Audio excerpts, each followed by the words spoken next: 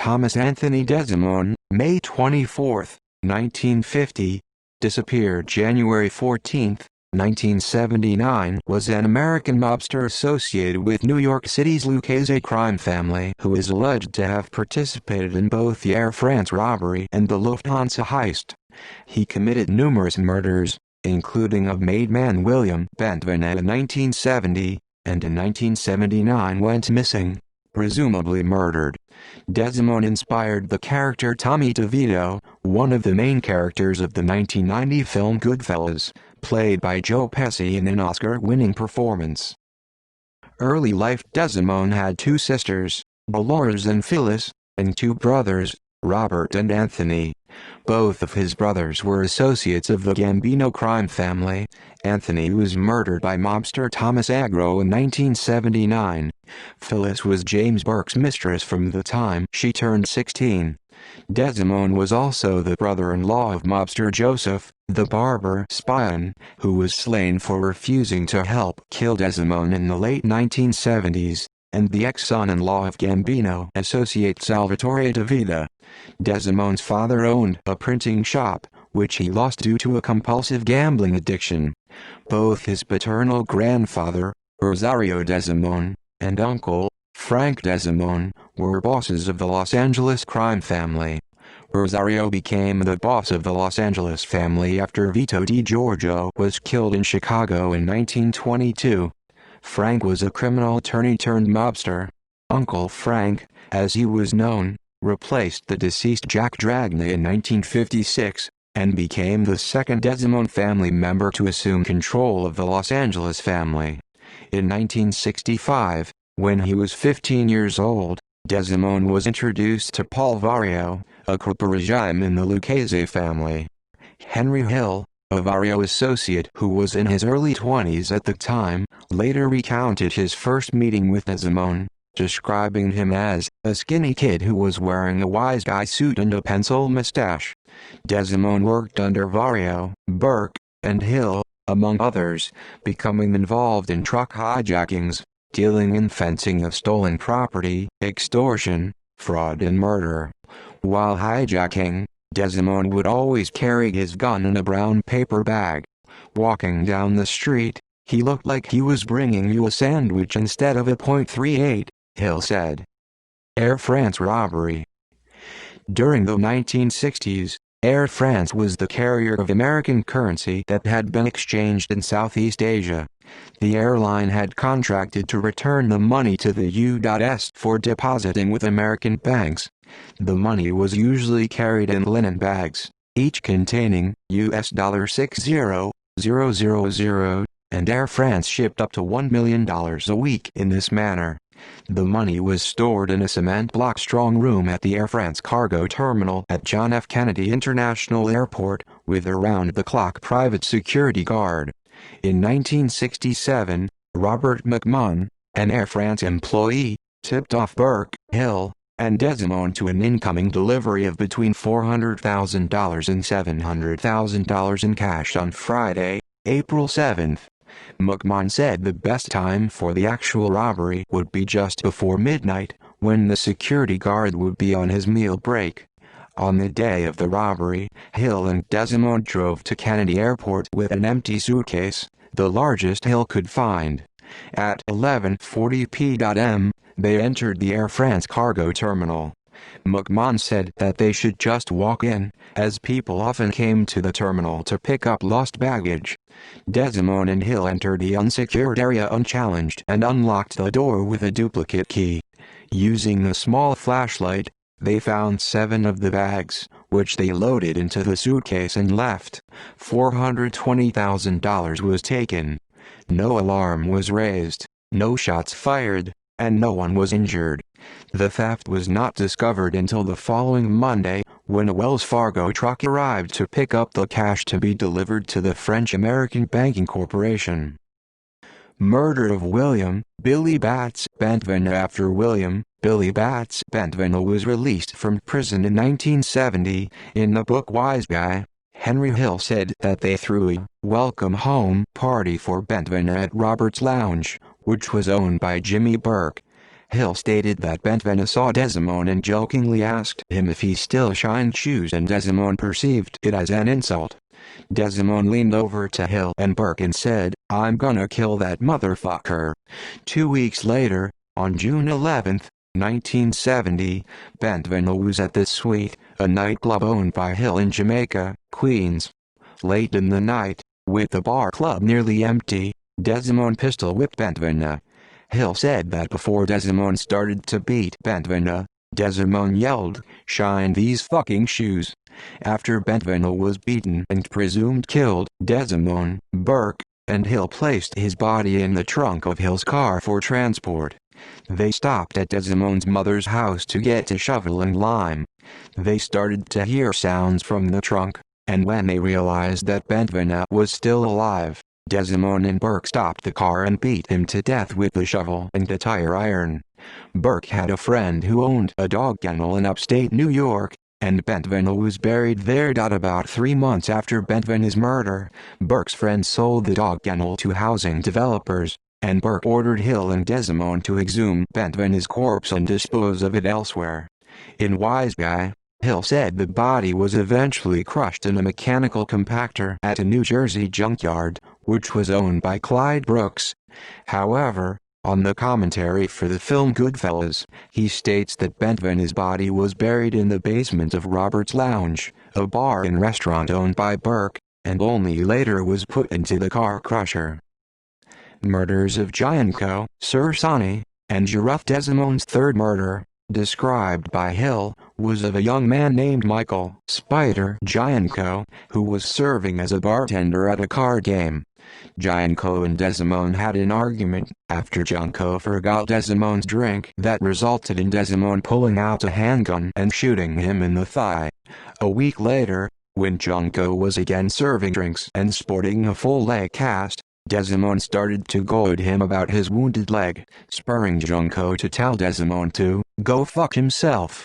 After a stunned silence, an impressed Burke, having now developed a respect for Gianco for sticking up for himself, gave him some money before jokingly teasing DeSimone, who hadn't said or done anything in retaliation, about going soft.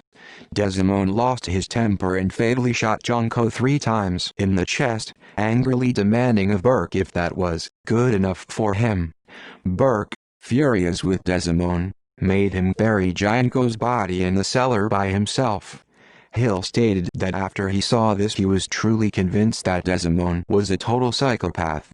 It is believed that Gianco's body was subsequently moved, because it was not found in that location. On the Howard Stern show, Hill said that Gianco was buried next to Robert's Lounge, which was owned by Burke, along with other bodies.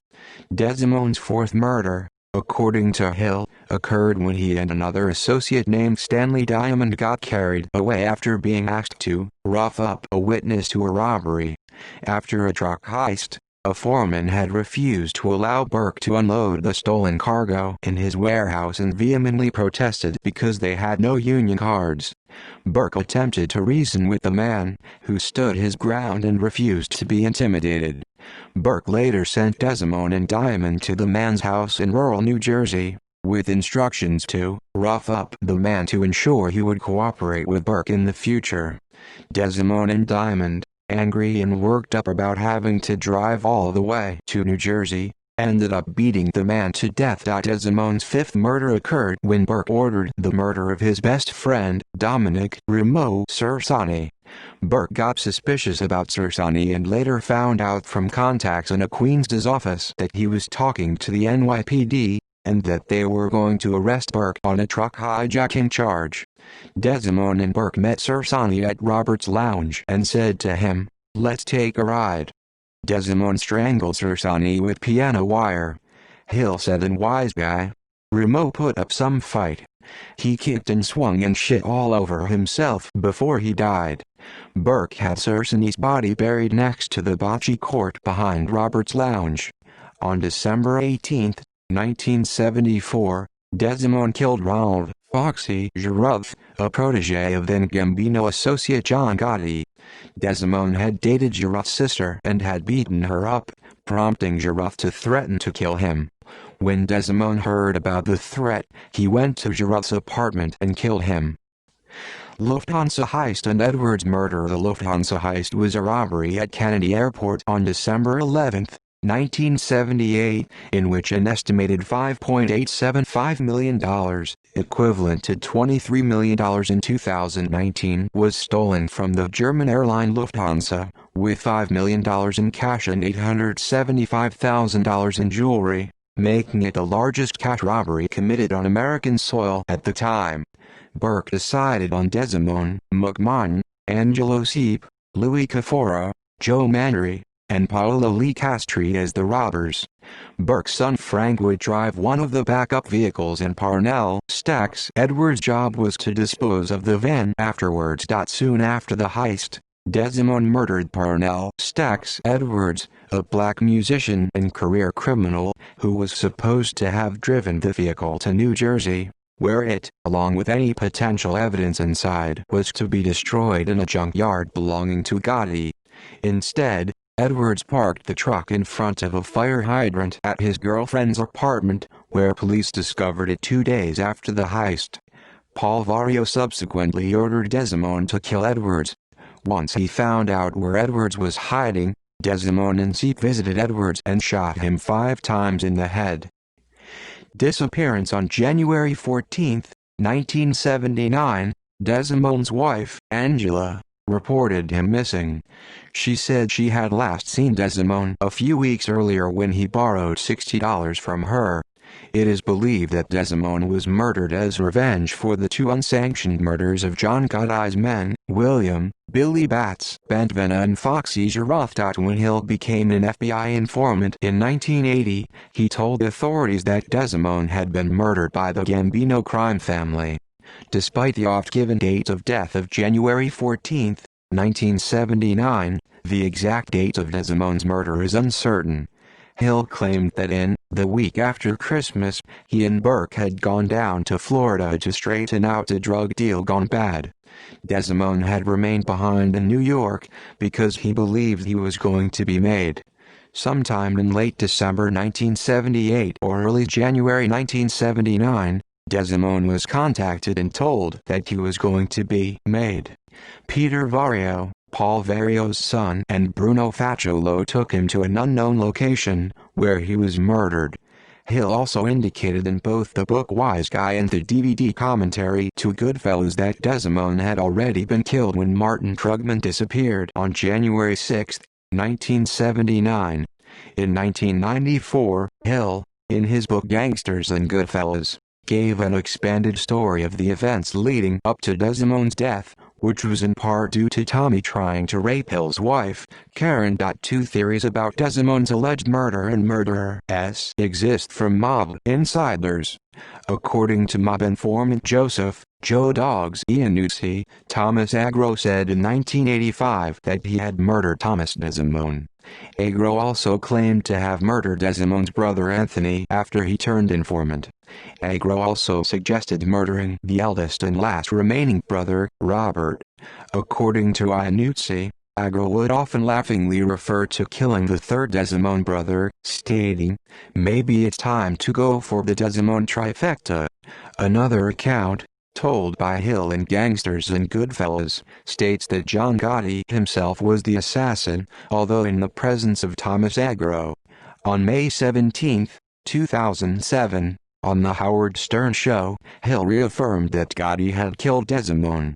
He also added that the death took a long time, as Bentvena had been a personal friend of Gotti's, and he wanted DeSimone to suffer before he died. Gotti's role as the assassin was repeated in the 2015 book The Lufthansa Heist, co-written by Hill and journalist Daniel Simone, although this account claims that DeSimone's death was instantaneous from 3 gunshots to the head. According to Sal Polisi, DeSimone was killed by Thomas Agro in the presence of John Gotti, and that Agro slowly tortured him to death. It has been theorized DeSimone is buried in a suspected mafia graveyard on the Brooklyn-Queens border near John F. Kennedy International Airport, where the body of Alan Delicato was found in 1981, and the bodies of Philip Giacconi and Dominic Trinchero were recovered by police in 2004. DeSimone was portrayed by Joe Pesci in the 1990 movie Goodfellas, renamed Tommy DeVito. Pesci won the Academy Award for Best Supporting Actor for this depiction. See also List of people who disappeared. References. Further reading Hill, Gina, Hill, Greg, October 2004. On the Run. A Mafia Childhood. Warner Books. ISBN 0-446-52770-X.cs1 maint. Uses author's parameter link. Hill, Henry, December 25, 2007. Gangsters and Goodfellas. The Mob, Witness Protection, and Life on the Run. M. Evans and Company, Incorporated. ISBN 978-1-59077-1297. Iannuzzi, Joseph, June 1993. Joe Dogs. The Life and Crimes of a Mobster. Simon & Schuster. ISBN 0-671-79752-2. Pileggi, Nicholas, 1986. Wise Guy. Life on a Mafia Family. Simon & Schuster. ISBN 0-671-44734-3.